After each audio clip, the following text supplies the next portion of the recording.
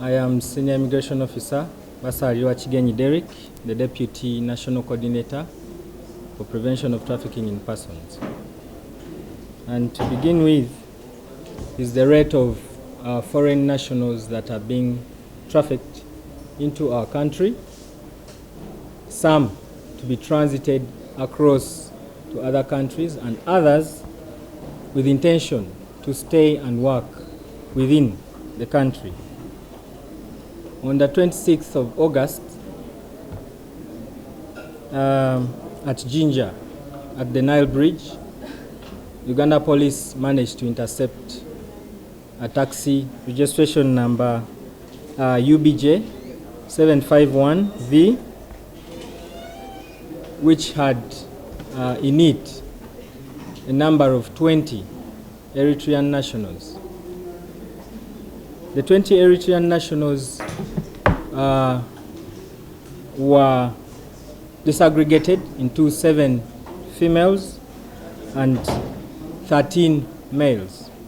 However, amongst the 20, there were 9 minors who ranged between the age of 12 and 17. Of the minors, 5 were female and 4 were males. This group of foreign nationals came through from Eritrea, through Ethiopia, all the movements were by road, into Kenya, and ended up in Uganda through the porous points at Malaba Boarders. And their intention was to many come and some to look for jobs in Uganda, and others were still going to be transited across to other countries. Therefore, I remember we've been calling upon our road traffic police to mount such operations, and with this we want to appreciate the officers at Jinja Nile Bridge who managed to intercept this vehicle, and at the same time they paid keen interest to the occupants of the vehicle.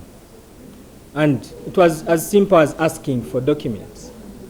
Therefore, we encourage other traffic police officers to continue with the same work. When you intercept a vehicle, please feel free to ask for documentation from the occupants as long as you have suspicion. And indeed, it was found that they had no documents on them after having stayed in Mbale for some time. So the Eritreans, the 20 Eritreans, are with us in custody, and they are waiting further management. Recently, you are aware, police in Wakiso division managed to apprehend or to intercept another 179 victims who are being trafficked. Now, this time, the destination was Kenya. We have seen so many Ugandans these days being taken to Kenya for casual labor. Now, the 79 were being trafficked by one Nasuna Harriet, who is a 38-year-old resident of Wakiso. And Nasuna, of course, did not work alone. Like I've always told you, that this is always a network. And in her network, she has always worked with one William Mugenyi, a resident of Nakaseke. But again, it does not stop there. This goes beyond the boundary. And in Kenya, they've worked with one identified as Caro of Hambo Company, a company called Hambo in Kenya. And all the victims were going to end up in the hands of Caro, who it is said that was to look for jobs for them. However, we know very well that most of our Ugandans who end up there are exploited in many ways, and the girls especially are sexually abused. especially when they reach the extent of survival. No jobs, and now they need to survive, and they are taken advantage of. On Sunday, recently, you saw in the New Vision how the buses that head to Kenya keep picking on victims along the way. And this, still, we call upon Ugandans not to get duped into jobs in Kenya which are not existent. And unfortunately, many of our victims are being trafficked by their own parents, their own guardians, who it is said they source for jobs for them across in Kenya, but only to find that the jobs don't exist. And this does not exonerate even the minors, because there are so many girls who are below age of 18, which culminates into aggravated human trafficking. So, fellow Ugandans, let's desist from this habit. Let's pay attention to whoever comes to you seeking to find you a job, seeking to find you employment or other opportunities. Many are perpetrators, and once they get the money, they will forget about you. They're only going to exploit you, and you cannot know where our young girls will end up. Some could easily end up dead.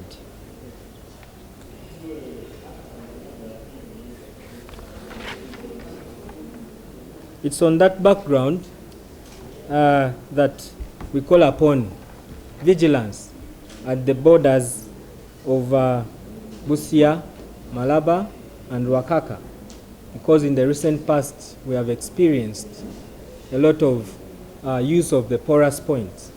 So the police, immigration, and other security agencies along those borders, we need to pull up our efforts, especially in the porous points, because these people are always avoiding the designated exit points. The immigration offices, the police operation areas, they are using mainly the porous points. So even if you found a non-Ugandan and you're a security officer, please feel free to ask them for their documentation, and if they don't have it, refer them to the relevant agency. And recently, we had a group of 50 Ugandans. The 50 Ugandans who had been also trafficked into Kenya and now into camps, refugee camps. These Ugandans are not from poor families. Like I've always told you, even the rich people, even the educated are being trafficked. These Ugandans were even required to pay up to 35 million shillings.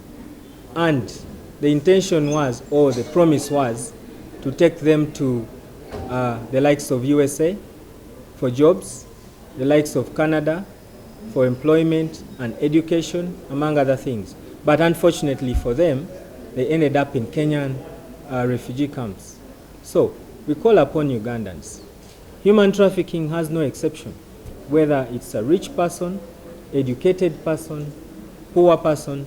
The perpetrator will target anyone as long as they are in position to exploit you in one way or the other. So we call upon you, fellow Ugandans, and all those in the country within our boundaries, non-Ugandans as well, to be cautious about this vice, because it is happening and it has no dress code. It can come to you in any color and in any way. So we need you to pay attention. Our sexual and gender-based violence department of CID headquarters, in coordination with the office of the DPP, today have arraigned in court a foreign national on charges of rape and trafficking in persons. The suspect has been identified as Rob Jones, an Australian and managing director of Jinja Marine Supplies Company Limited, who is to appear before the chief magistrate at Jinja Court like I said, for rape and trafficking in persons.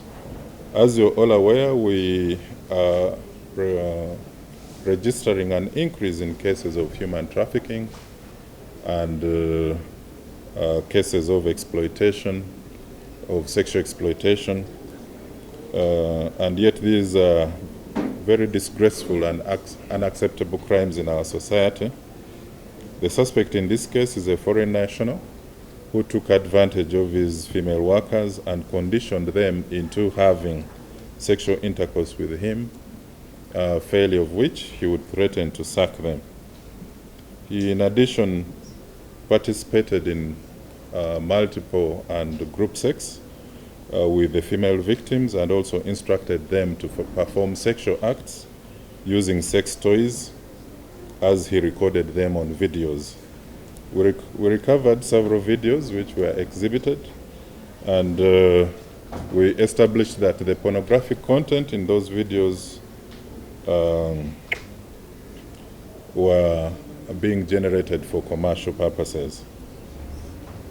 And we therefore urge anyone with information about a potential human trafficking offense in their area to contact the police, as always, so that further inquiries can be carried out.